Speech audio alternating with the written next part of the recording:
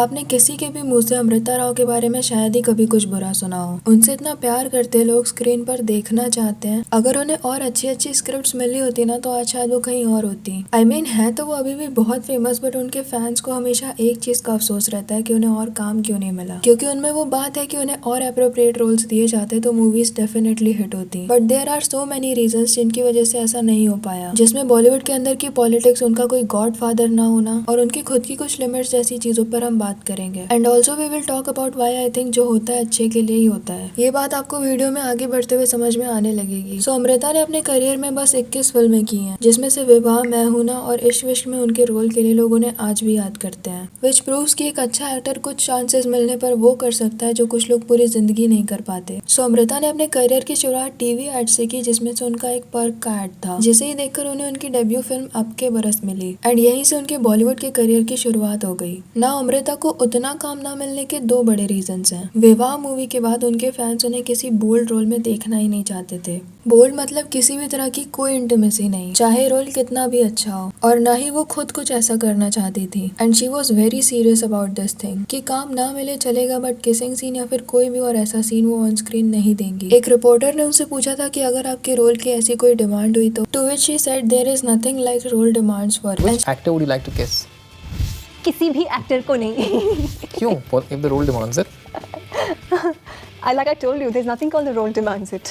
And she was not wrong. अगर कहानी अच्छी है, एक्टिंग अच्छी है तो लोग वैसे भी देखने जाएंगे। बट बीइंग एन आउटसाइडर ये बहुत बड़ी डिमांड थी। वो लोग डिसाइड करते हैं कि क्या होगा क्या नहीं, एक्टर्स को चॉइस नहीं होती। ऐसी भी एक्ट्रेसेस है जिन्होंने बाद में डिसाइड किया कि वो बिना ऐसे सीन्स दिए सर्वाइव नहीं कर पाएंगी इस इंडस्ट्री में। बट अमृता को इन चीजों से कभी फर्क नहीं पड़ा। शी सेड कि जब मैं पीछे मुड़कर देखूं तो I should feel nice, respectful and proud about my work. I am not saying कि जो सेलेब्स ये सीन्स करते हैं वो गलत करते हैं, but here I am just appreciating her कि उन्होंने पैसों के लिए कभी अपनी सोच चेंज नहीं की। अमृता ने बताया कि जब उन्होंने लव का द एंड मूवी देखी थी तब वो बहुत लो फील कर रही थी कि उन्हें ऐसी मूवीज क्यों नहीं मिल रही। इवन तो वो मूवी नहीं चली, बट वो उस तरह की अपॉर्चुनिटीज चाहती थी अपने लिए, पर मोस्ट ऑफ द टाइम वो मूवीज को रिजेक्ट कर देती थी क्योंकि इंटीमेट सीन्स तो होते ही थे मूवीज में। एंड समटाइम्स कुछ मूवीज से उन्हें भी निकाल दिया जाता था, कभी बॉलीवुड के ही कुछ लोगों की वजह से एंड कभी कभी फॉर नो रीजन। जैसे यश राज प्रोडक्शन से उन्हें नील एंड निकी एंड बचना है हसीनो ऑफर हुई थी, बट उन्होंने नहीं की बिकॉज ऑफ सीन्स। उसके काफी वक्त बाद आदित्य चोपड़ा ने उन्हें अपने ऑफिस बुलाकर पूछा था कि क्या अभी भी उनकी सेम थिंकिंग है, क्योंकि वो उन्हें कुछ और मूवीज ऑफर करना चाहते थे, बट उन्होंने फिर वो मूवीज रिजेक्ट कर दी बिकॉज ऑफ सीन्स। अमृता हमेशा ये भी चाहती थी कि उनके पास काम आए, उन्हें ऑफर मिले, वो ना जाए कभी काम मांगने। एंड बड़े से बड़े ऑफर के बारे में भी she used to think first. उसके बाद ऐसी भी कुछ मूवीज थी जिनमें से उन्हें निकाल दिया गया, जैसे क्रिश के लिए उनका ऋतिक रोशन के साथ फोटोशूट भी हो गया था, पर बाद में ये मूवी प्रियंका चोपड़ा को मिल गई क्योंकि कहा गया कि इन दोनों के बीच कोई केमिस्ट्री नहीं दिख रही और अमृता बहुत यंग भी दिख रही हैं। अब बात करते हैं उन दोनों कंट्रोवर्सीज की जिनके बारे में कहा जाता है कि इनकी वजह से अमृता के करियर में बहुत फर्क पड़ा। सबसे पहले ईशा देओल की, क्योंकि उन्होंने आपकी अदालत में बड़ी प्राउडली एक्सेप्ट किया था कि उन्होंने अमृता राव को थप्पड़ मारा था, एंड इनकी मॉम भी बड़े प्राउडली बता रही थी इस बारे में। तो अमृता और ईशा को साथ में एक मूवी मिली थी प्यारे मोहन, जिसके सेट पर Isha was very rude and arrogant and वो सबको बुली किया करती थी, बट स्पेशली वो अमृता के पीछे पड़ गई थी। एंड अमृता एक बार सेट पर उनके इस बिहेवियर के बारे में किसी से बात कर रही थी, जो कि ईशा ने सुन लिया और उसके पीछे ये लड़ाई हो गई। कुछ रूमर्स के हिसाब से ये बस एक स्लैप था, पर कुछ के हिसाब से इन दोनों के बीच हाथापाई हो गई थी। जब ईशा एंड हेमा मालिनी से पूछा गया इस बारे में तब दे सेड दिस। ईशा ने एडमिट किया कि इन्होंने अपनी जो को स्टार अमृता राव है उनको थप्पड़ मार दिया था। किसी ने कुछ गलत किया और हम बातों से उन्हें अगर समझा नहीं पाते हैं तो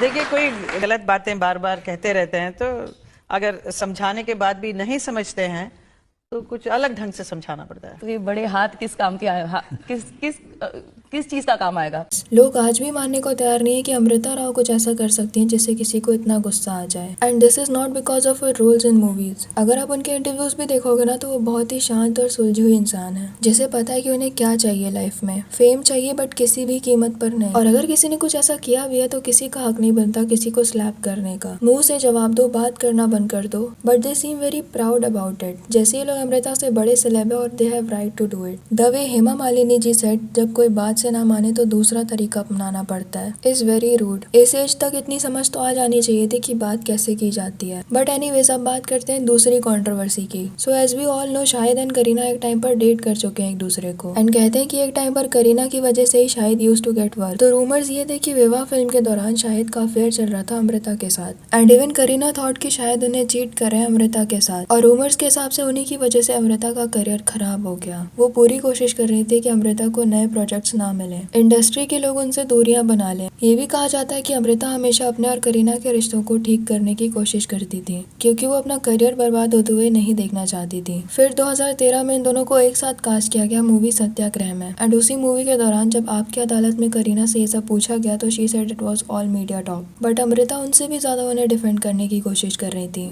मीडिया की बातें हैं, मैं अमृता जी से भी के साथ काम कर चुकी हूँ और ऐसे कुछ हुआ नहीं है। एंड आई डोंट थिंक बाकी सब हीरोइंस के साथ मैंने काम भी नहीं किया। I think that Kareena, sorry to stop you here, but I think she's been wonderful and she's such a lovely human being.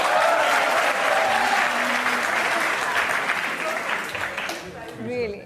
And I don't think it's fair to, put her in that question. But इस clip में ऐसा बिल्कुल नहीं लग रहा जहाँ पे Kareena don't even want to stand next to her even तो उस टाइम तक she was married to Saif और अमृता भी शाहिद को डेट नहीं कर रही थी। ये सारे रीजंस तो थे ही, बट एक और चीज थी कि उनके टाइम पर एक एज के बाद या फिर शादी होने के बाद एक्ट्रेसेस काम नहीं करती थी या फिर लोग ही उन्हें देखना नहीं पसंद करते थे तो मेन लीड मिलना तो बहुत मुश्किल होता था। इसीलिए कई एक्ट्रेसेस ये छुपाती थी कि उनकी शादी हो चुकी है। एंड ये बात अमृता ने अपने इंटरव्यू में भी बोली कि अब मैरिड वुमेन भी काम कर रही है। ये बड़ा इंस्पायरिंग है। एक तो वो आउटसाइडर, ऊपर से कुछ ही रोल जो वो प्रेफर करती हैं करना, ऊपर से ये सारी कंट्रोवर्सी और फिर उनके पास टाइम भी कम। Now let me tell you why I think कि जो होता है अच्छे के लिए ही होता है। I saw few videos of her with her husband जिसमें वो ओपनली एक्सेप्ट कर रहे हैं कि अमृता हमेशा से उनसे ज्यादा कमाती थी। She had car, house, everything, but he said I will never drive your car, I will buy mine. And he did. He openly said कि she still earns more than me. And ये चीज बहुत कम husbands accept कर पाते हैं। वो insecure feel करते हैं कि उनकी वाइफ उनसे ज्यादा कमाती है, so they can't dominate her now. But he seems to be a very nice and secure person. And जैसा अमृता काफी सीरियस है about doing those scenes on screen, वो शायद अपने पार्टनर को भी ऐसा कुछ करते नहीं देख पाती। So it was her best decision to not marry someone from that industry. So professionally शायद वो चीजें अचीव नहीं कर पाई जो वो चाहती थी, बट पर्सनल लाइफ में she got the best. And अभी भी एक्टिंग के अलावा वो काफी चीजें कर रही हैं